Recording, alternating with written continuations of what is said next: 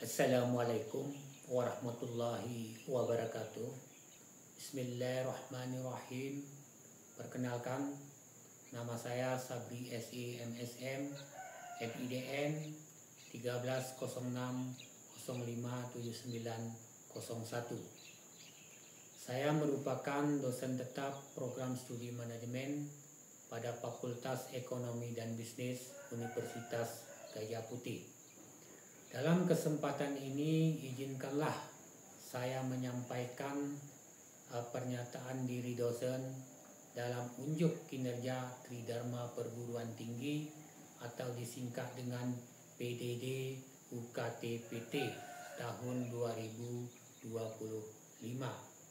yang fokusnya pada pengajaran, karena pengajaran ini merupakan salah satu syarat mengikuti sertifikasi dosen dalam mengembangkan profesionalisme dosen, meningkatkan pendidikan pada perguruan tinggi.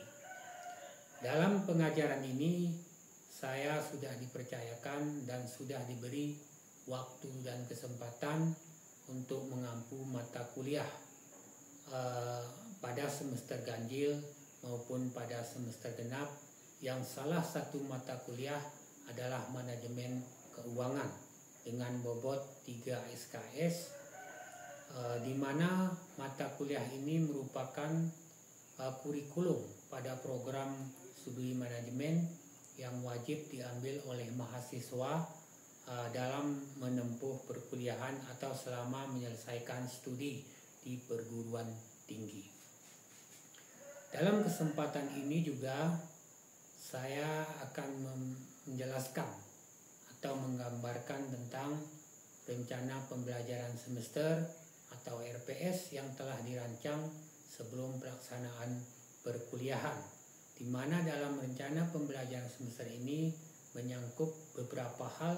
Yang pertama, capaian pembelajaran mata kuliah, kemudian deskripsi mata kuliah, pelaksanaan kuliah, dan teknik penilaian.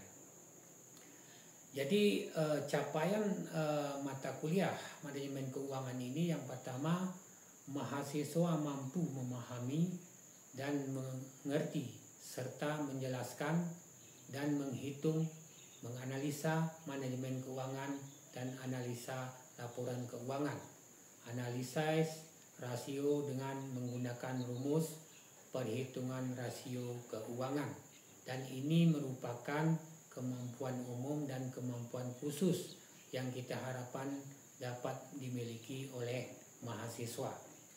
Kemudian yang kedua, mahasiswa mampu memahami, menjelaskan, menghitung dan menerapkan manajemen modal kerja, konsep time value of money, manajemen utang dan manajemen piutang. Ini juga merupakan kemampuan umum dan kemampuan khusus yang kita harapkan dapat dimiliki oleh mahasiswa setelah memperoleh pembelajaran. Kemudian yang ketiga, mahasiswa mampu memahami, menjelaskan, menghitung dan menerapkan tentang analisis struktur modal, manajemen produksi, manajemen persediaan, dan net present value atau NPV dan saham. Ini juga merupakan kemampuan umum dan kemampuan khusus yang kita harapkan dimiliki oleh mahasiswa setelah mendapatkan pembelajaran. Kemudian yang keempat, mahasiswa mampu memahami, menjelaskan, menghitung, dan menerapkan tentang obligasi, capital asset pricing model atau CAPM, dan arbitrage pricing theory atau APT, dan risk and return. Kemudian manajemen keuangan internasional. Ini juga kemampuan umum dan kemampuan khusus yang kita harapkan dapat dimiliki oleh mahasiswa setelah memperoleh pembelajaran. Kemudian deskripsi mata kuliah manajemen keuangan ini yaitu mempelajari, memahami, serta mengetahui pengembangan manajemen keuangan, baik secara umum maupun secara khusus, serta dapat menganalisis laporan keuangan, menghitung rasio keuangan, dan mengaplikasikan manajemen keuangan baik secara teori maupun praktisi dalam suatu usaha ataupun kepentingan pribadi atau kepentingan sendiri. Adapun pelaksanaan kuliah yang kami lakukan dalam satu semester itu 16 kali pertemuan.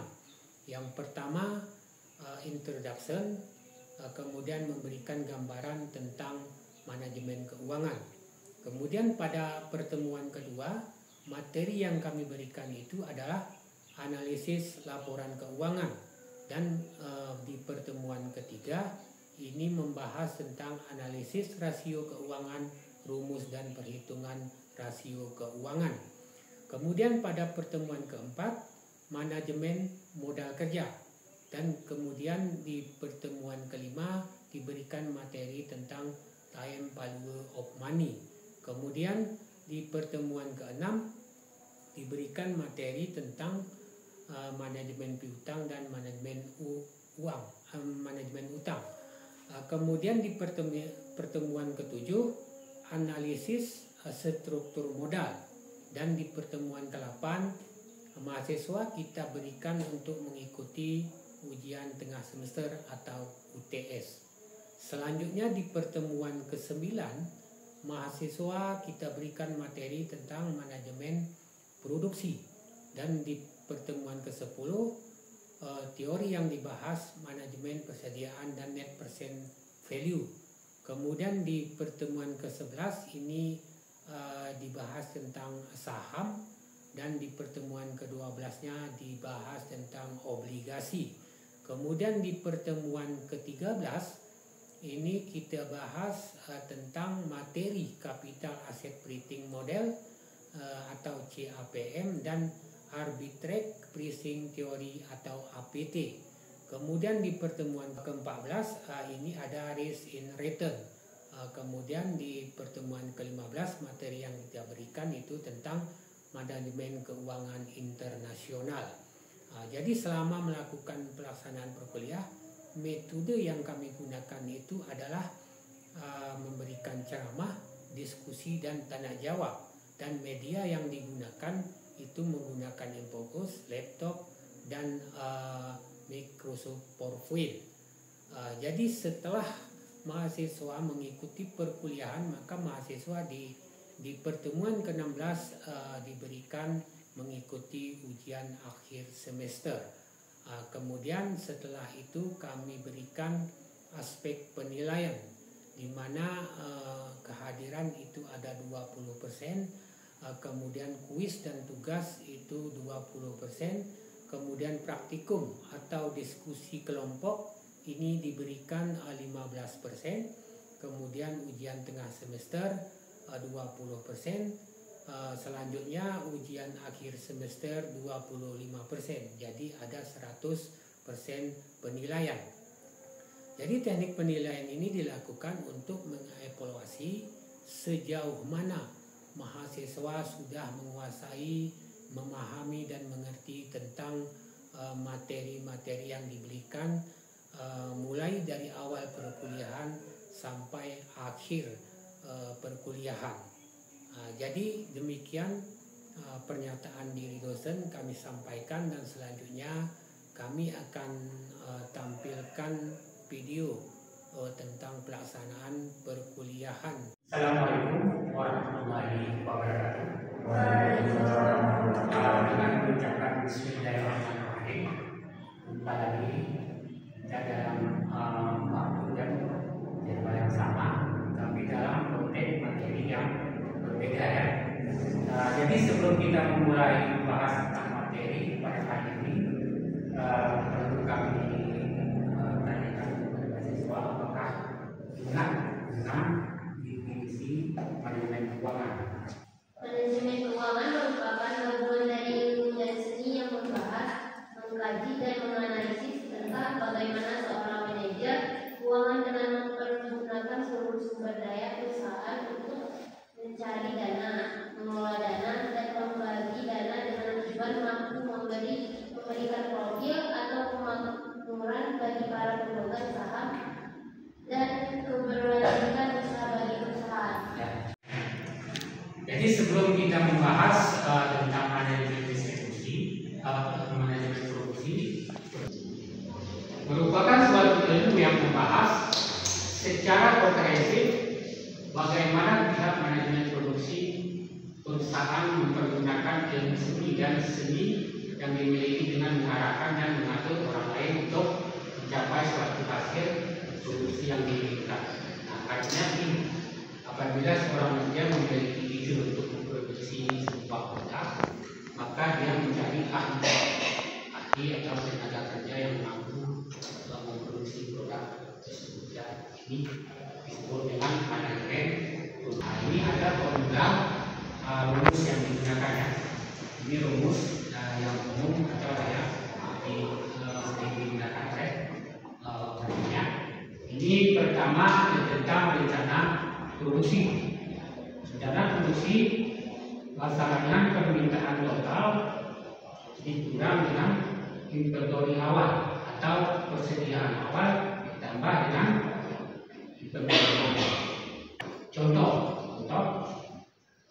manajer produksi PT Mobil Samudra sedang melakukan perhitungan rencana produksi dengan data yang diperoleh, di mana permintaan total adalah 10.600. Inventory atau persediaan awal adalah 9.800 dan inventory akhir ini persediaan akhir 8.300. Maka itulah rencana produksi. Untuk ini kita gunakan rumus yang di atas ya. Nah, ini RP bukan rupiah, tapi kita singkat dari rencana produksi. Nah, sama dengan 10.000. Nah, itu tadi yang harga 10.000 itu merupakan permintaan total itu 10.600, kemudian dikurangi dengan inventory awal ya, kemudian ditambah dengan inventory akhir. Nah, ini 8.300. Kemudian rencana produksi ini sama dengan 10.600 dikurang dengan 9.800, hasilnya adalah 800 ya. Dan tambah dengan 8.300. Itu berapa hasilnya? Nah, itu berapa? 8.300 8.000 ditambah 800 ditambah 8.300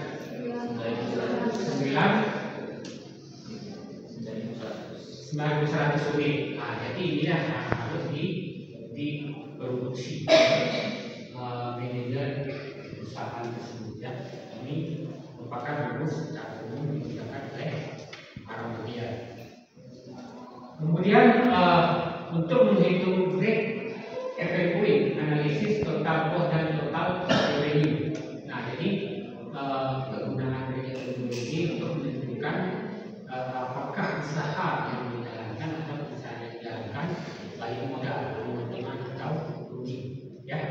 Nah, jadi ini kita isi melalui berapa biaya yang dikeluarkan atau total cost dan berapa biaya yang diterima atau penerimaan pendapatannya, itu adalah total revenue analysis. Nah, ya. Jadi analisis break even point atau yang bisa dikenal dengan pas analisis PIP. Nah, jadi pas PIP sering digunakan oleh para analisis tinggi kelayakan untuk memperhitungkan pada saat kapan waktu PIP tersebut akan dicapai. Nah, ini yang harus kita hitung dengan menggunakan rumus ya. Nah, ini rumus menghitung titik impact itu dikemukakan oleh Adi Bon dan Wood, mempermulakan sebagai berikut. Ini Y sama dengan titik dikurangi dengan B dikurang dengan A.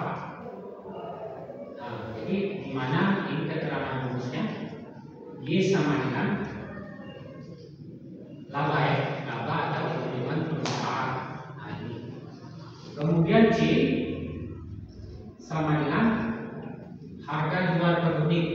Nah, kita hitung dulu harga jual per unitnya berapa ya, dengan menggunakan rumus ini. Kemudian X sama dengan jumlah produksi yang dijual. Nah, ini jumlah produksi yang dijual atau hasil produksi yang telah dihasilkan dijual. Nah, kita hitung jumlahnya itu dengan satuan X ya. Kemudian B ini sama dengan biaya variabel per satuan. Ini biaya variabel per satuan. Kemudian A biaya tetap total atau total biaya tetap ya. Kemudian C ini hasil penjualan. Kemudian BX ini biaya variabel total. Nah, jadi BIP terjadi apabila titik pulang pokok terjadi pada saat Y sama dengan 0. Nah, jadi maka selanjutnya terlebih dahulu kita hitung dalam BIP per unit. Jadi per unitnya dulu kita hitung, baru kita mengetahui apakah usaha itu dalam keadaan break even atau tidak. Nah, ini ada formula rumusnya. Ini X BIP dalam unit itu unit ya. Tadi itu kan jumlah produksi yang dijual ya. BIP dalam unit sama dengan jumlah biaya tetap atau total biaya tetap dibagi dengan harga jual per unit dikurangi dengan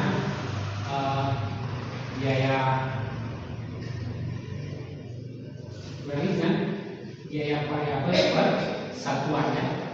Nah, jadi ini adalah rumus BIP, kemudian BIP dalam unit. Ini formula rumusnya.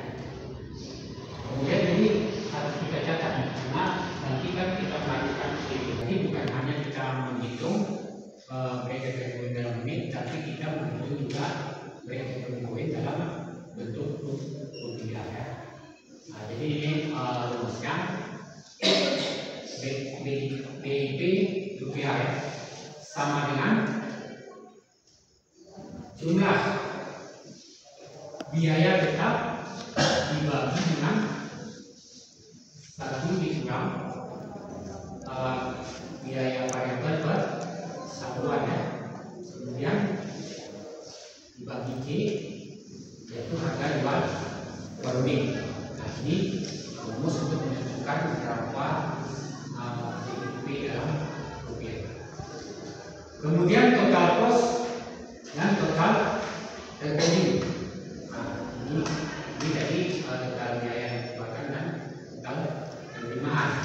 Ini jenis biaya dalam proses produksi itu biaya tetap total dan biaya variabel ya.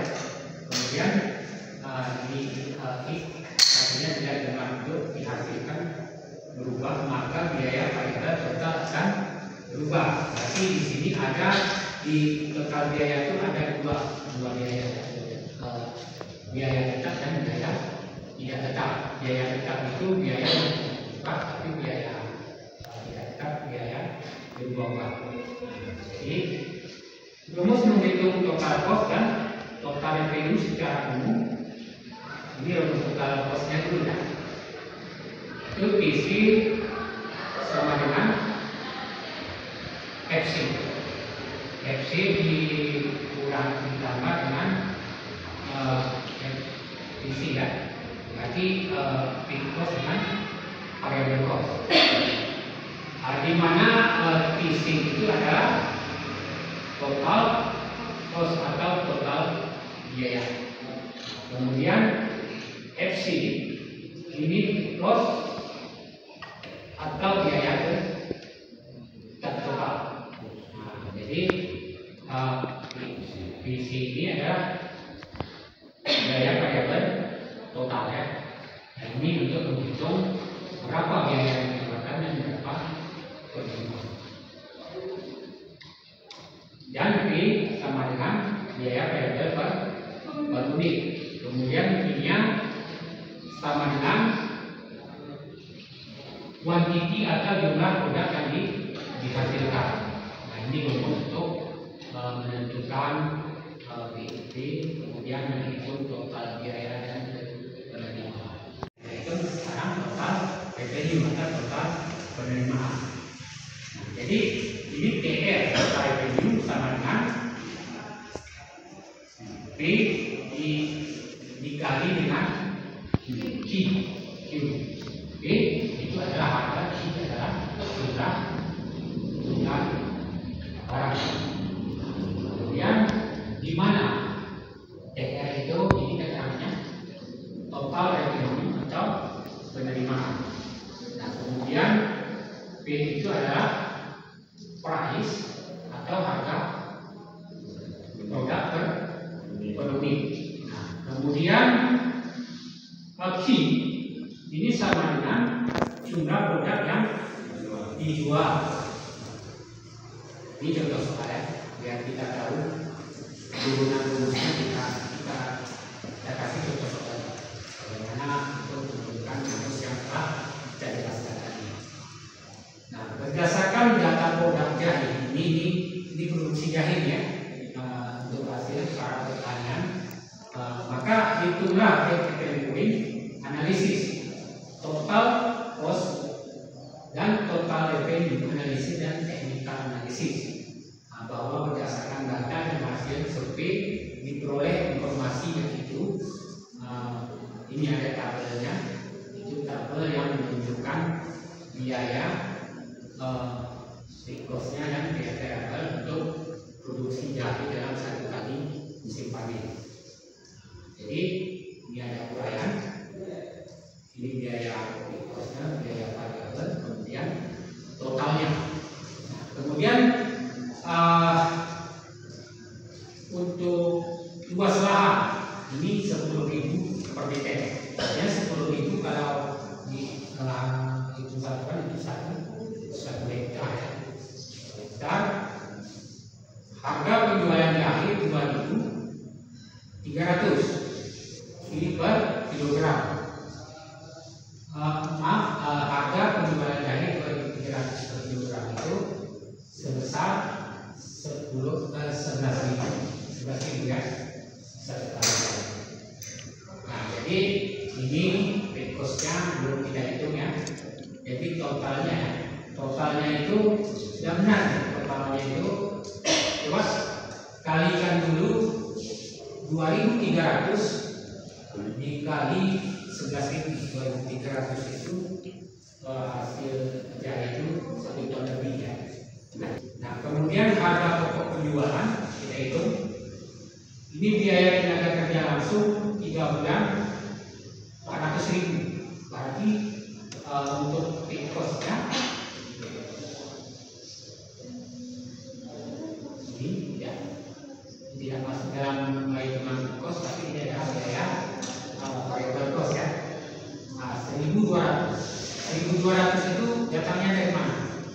Coba kita buktikan dulu dengan mengkalikan 3 bulan dengan 400. Nah, benar kan?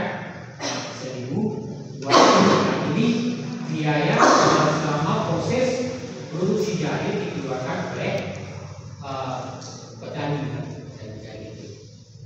kemudian biaya pupuk kandang itu sebesar 100.000.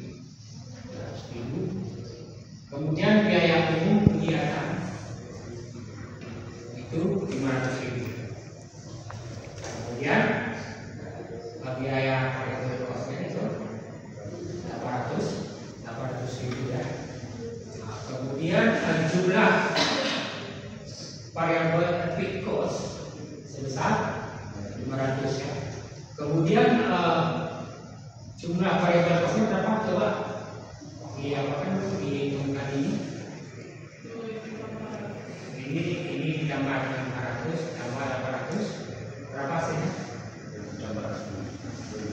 2.400 ya. Ini biaya variabel cost yang dikeluarkan sama satu kali si tangan benda ini. Kemudian ini totalnya betul coba dijumlah 500 ditambah dengan 2.800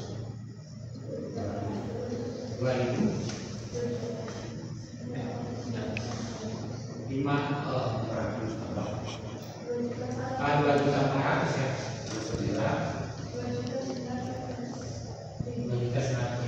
Oke. Itu biaya total biaya tadi kosnya ya. Kemudian menghitung biaya usaha. Nah ini biaya usaha, biaya penjualan berhutang. Nah itu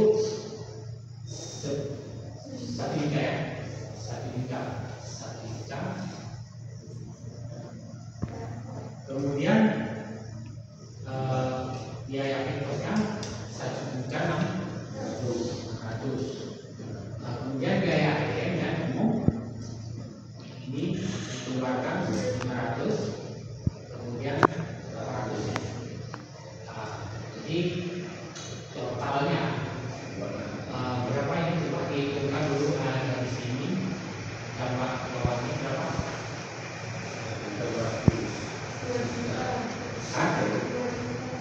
2 juta. 2 juta itu betul.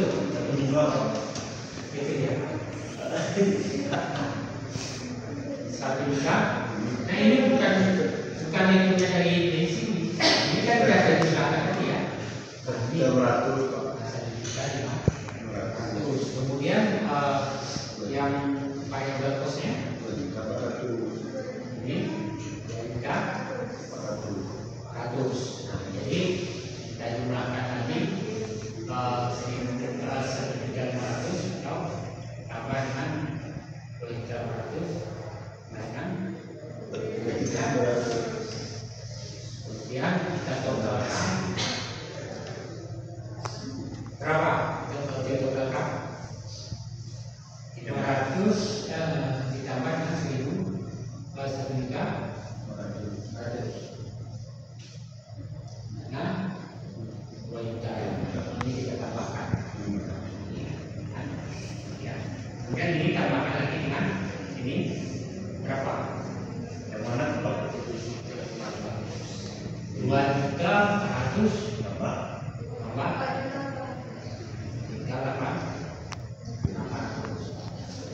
Kemudian kita totalkan ya.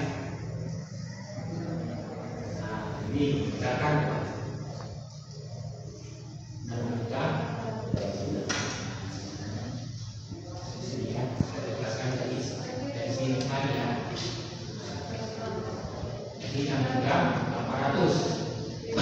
kemudian laba usaha atau keuntungan usaha ini 8.500.000. Nah itu kalau kita 500 itu dapat dari mana? 25.300 kurang dengan 6.800 ya. Jadi modal yang dikeluarkan selama kali musim berarti 6.800. Akhirnya laba usaha ini adalah 15.500.000. Ini ya hasil usaha setelah kita menggunakan rumus ya. Kemudian ini perlu kita catat tadi. Ini coba untukkan nanti kalau ada nanti kita gunakan rumus terkait dengan jumlah ini bisa kita lihat jumlahnya ya. Sampai di sini bisa paham? Bisa ya. Jadi sekian dan terima kasih. Jadi untuk pertemuan ini sampai sini dulu, nanti kita lanjutkan ke bagian berikutnya. Akhirul kalam, billahi taufiq hidayah. Assalamualaikum warahmatullahi wabarakatuh.